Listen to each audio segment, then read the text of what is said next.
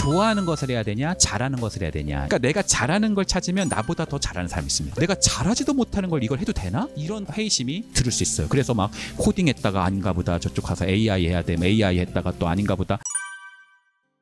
사람들 중에 진로에 대한 질문, 또 삶의 어떤 중요한 선택을 하는 질문을 하실 때 좋아하는 것을 해야 되냐, 잘하는 것을 해야 되냐, 이런 이야기들을 많이 하거든요. 제가 여기 오기 전에 조금 살펴봤더니 어떤 사람은 잘하는 걸 하라고 그러고 어떤 사람은 좋아하는 걸 하라고 그러고 막 그러더라고요. 사실 이것에 답은 될 수 없겠지만 하나의 타당성 있는 경향성은 좀 여러분에게 말씀드리고 싶습니다. 좋아하는 걸 하세요. 잘하는 것을 하시는 것을 얘기하신 분들을 보면요, 그 분야에서 엄청난 천재들이 많아요. 내가 막 음악을 엄청 잘해요. 내가 막 굉장한 운동선수입니다. 내가 막 대단한 어떤 연극 배우예요. 내가 이미 막 공부할 수 있는 좋은 유전자를 다 타고났어요. 그러면 잘하는 걸 하셔도 돼요. 이건 천직처럼 그냥 타고날 때부터 그 씨앗이 보이는 겁니다. 모차르트 같은 사람은 그냥 딱 봐도 보이는 거죠. 대부분의 사람은 그렇지 않단 말이에요. 내가 노래를 잘하는 것 같아도 나보다 더 잘하는 사람 있잖아요. 저는 개인적으로 제가 노래를 좀 잘하는 줄 알았거든요. 지금은요, 한 10명 정도 가면요, 제가 한 중간쯤 하기가 어려운 것 같아요. 그러니까 내가 잘하는 걸 찾으면 나보다 더 잘하는 사람이 있습니다. 그래서 잘하는 것을 가지고 여러분이 출발하시게 되시다 보면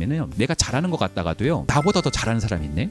지금 뭔가 그게 조금 힘들어진다고 하잖아요. 나한테 역경이 오잖아요. 그러면 내가 잘하지도 못하는 걸 이걸 해도 되나? 이런 회의심이 들을 수 있어요. 그래서 막 코딩했다가 아닌가 보다, 저쪽 가서 AI 해야 되면 AI 했다가 또 아닌가 보다, 이게 아닌가 보다, 저기 가서 저게 아닌가 보다, 이러다 인생의 갈지자로 갈 수 있습니다. 그러니까 내가 잘하는 것만 따라가다 보면 잘하는 것은 외부적으로 나한테 승인을 해줘야 되잖아요. 너 그걸 잘해, 이렇게 누군가 얘기를 해줘야 되는 거잖아요. 나만 잘한다고 되는 게 아니잖아요. 그래서 외부의 시선과 내부의 평가 강성이 있기 때문에 나는 자꾸 흔들릴 수 있어요. 그러면 좋아하는 걸 할 수 있어야겠죠. 문제가 있어요. 여러분이 지금 현재 직업을 가지고 계시다면 좋아하는 것을 보통 하고 있지 않을 겁니다. 그냥 하는 거예요. 이상하죠. 어떻게 보면 삶에서 직업은 너무나 중요하고 많은 시간을 차지하는데 좋아하는 걸 안 한다니 좀 이상하지 않아요? 근데 왜 안 하냐면요, 좋아하는 건 보통 업이 되기 힘듭니다.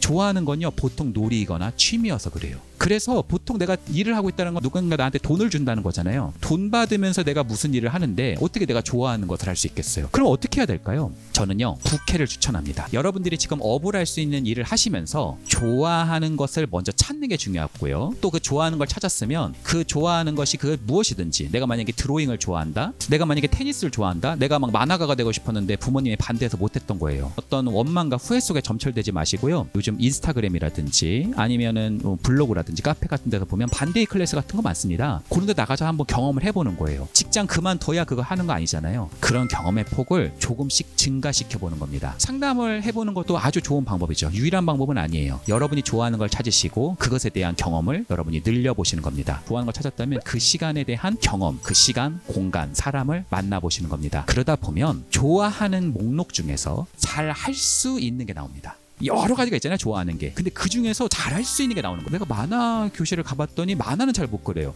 근데 너는 시나리오를 좀 잘 쓰네. 누군가 얘기를 하는 거죠. 그럼 난 시나리오 좀 써보는 걸로 좀 해보는 겁니다. 근데 내가 뭔가 시나리오를 또 잘 쓰는 게 아니라 컨텐츠를 잘 기획하고 구성하는 사람이네. 이런 것들이 뜻밖의 다른 사람의 기회와 환경 속에서 나타나기 시작합니다. 좋아하는 목록을 그리시고 그것을 잘할 수 있는 것을 뽑아내시는 거예요. 그리고 그 잘할 수 있는 것에다가 조금 더 초점해서 물을 더 많이 주는 겁니다. 더 시간과 공간과 노력을 해본다는 거죠. 여러분, 옥수수 씨앗을 땅에다가 심었어요. 심었는데 어디다가 심었는지 잘 모릅니다. 그러면 옥수수 나무를 더 많이 나오게 하려면 어떻게 하면 되나요? 그 많은 평방미터에다가 물을 많이 주면 됩니다. 옥수수 씨앗이 없는 곳에서는 아무 옥수수 나무가 생기지 않을 거예요. 근데요, 옥수수 씨앗이 생긴 거는요, 거기서는 뭔가 올라오기 시작할 겁니다. 근데 그 중에서 더 잘 자라는 게 있고 좀 현찮은 애들이 있을 수 있잖아요. 그 중에서 더 될 만한 요소에다가 더 물을 넣어주는 거죠. 좋아하는 것 속에서 잘 할 수도 있는 가능성이 있는 거, 이 두 개의 교집합을 두시고 시간에 기대어서 반복하시다 보면 그것이 굉장히 처음에는 비생산적이고 그냥 취미이자 놀이였을 뿐인데 요즘 시대가 어떻게 될지 모르잖아요. 직업이라는 게 빠르게 없어지기도 하고 생성되기도 하잖아요. 그게 어느 순간 여러분이 원래 하고 있었던 일과 콜라보해서 새로운 직업을 창출하시기도 하시고, 심지어 그게 그냥 부캐였는데 그냥 재밌어서 한 건데 그게 본 직업보다 훨씬 많은 여러분의 진로에 포인트를 주기도 한다는 거죠. 여러분들이 하실 수 있는 두 가지의 질문 중에 업을 하시되 좋아하는 걸 먼저 찾으시고요, 그것에 대한 경험을 늘려가시고요, 그 과정 속에서 잘 할 수도 있는 것에 여러분이 조금 더